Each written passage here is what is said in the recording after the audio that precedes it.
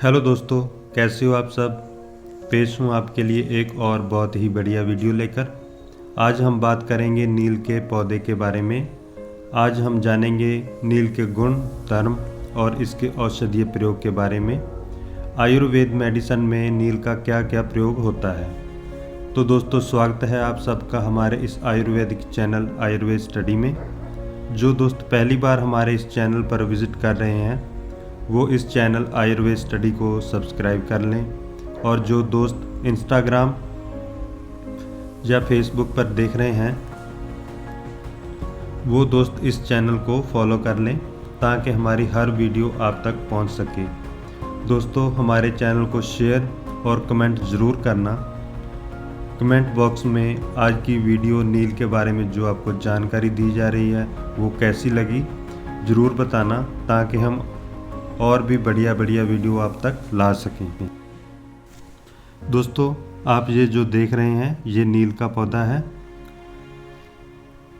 इसमें छोटे छोटे गुलाबी रंग के ये फूल आते हैं, बड़े ही प्यारे प्यारे फूल होते हैं। ये आप इसके फूल देख रहे हैं। और दोस्तों, इसके जो पत्ते होते हैं ये बिल्कुल सुरफूंका जैसे ही होते हैं, तो इनमें बहुत कम अंतर होता है, लेकिन ये नील का पौधा है। और दोस्तों, इसमें फल के रूप में लंबी सी फलियां लगती हैं। ये आप इसकी फली देख रहे हैं, ऐसी ऐसी इसमें फलियां लगती हैं और इनमें बहुत छोटे छोटे बारीक से बीज होते हैं। और दोस्तों, ये जो आप पौधा देख रहे हैं ये नील का पौधा है। सुरफूंका और नील के पौधे में बहुत कम अंतर होता है।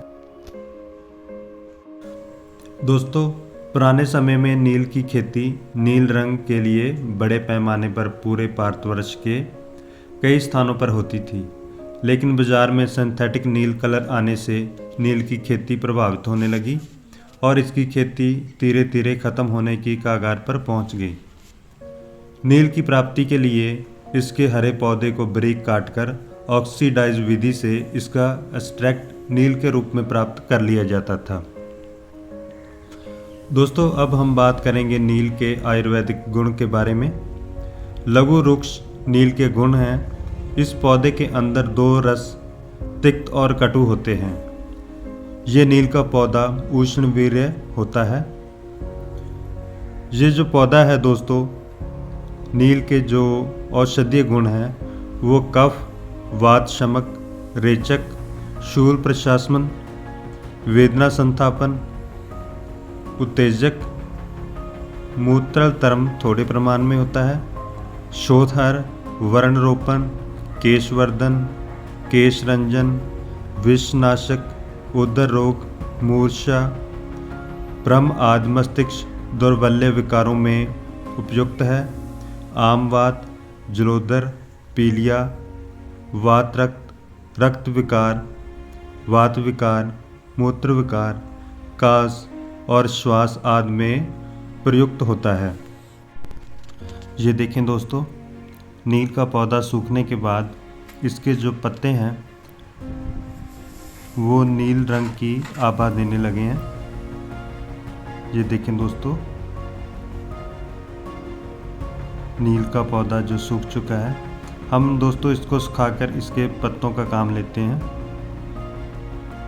तो आप देख सकते हैं ये पौधा सूखने के बाद अपने आप नीला कलर देने लगा है, इसकी नीली सी आभा दिखने लगी है। तो इसी तरह से इसका जो नील का कलर होता है वो प्राप्त कर लिया जाता था और इसको नील के रूप में प्रयोग किया जाता था। दोस्तों, अब मैं आपको नील के पौधे के दो परीक्षित प्रयोग बताता हूँ। अगर संभव हो सके तो इनका प्रयोग करके आप लाभ उठा सकते हैं। पहले नंबर पर मैं आपको बताऊंगा बालों को काला करने का प्रयोग, और दूसरे नंबर पर दोस्तों, अगर किसी भी तरीके से कच्चा पारा अंदर चला जाए तो उसको कैसे बाहर निकालना है।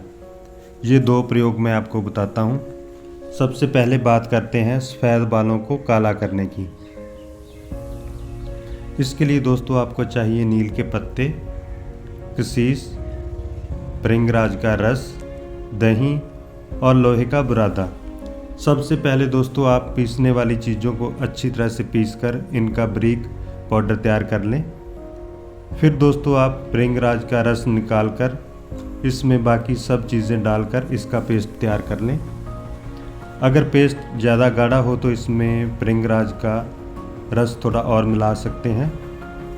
और दोस्तों इस पेस्ट को आप बालों पर लगाकर ऊपर से पॉलीथीन से ढक लें और इसको पूरी रात भर लगा रहने दें। सुबह उठकर ताज़े पानी से अपने बालों को धो लें। आप देखेंगे कि आपके बाल काले, चमकदार और सुंदर हो जाएंगे। दोस्तों अब हम बात करते हैं दूसरे प्रयोग की, जिसमें अगर किसी भी हालात में कच्चा पारा हमारे अंदर चला जाए तो उसको नील की मदद से कैसे बाहर निकाल सकते हैं।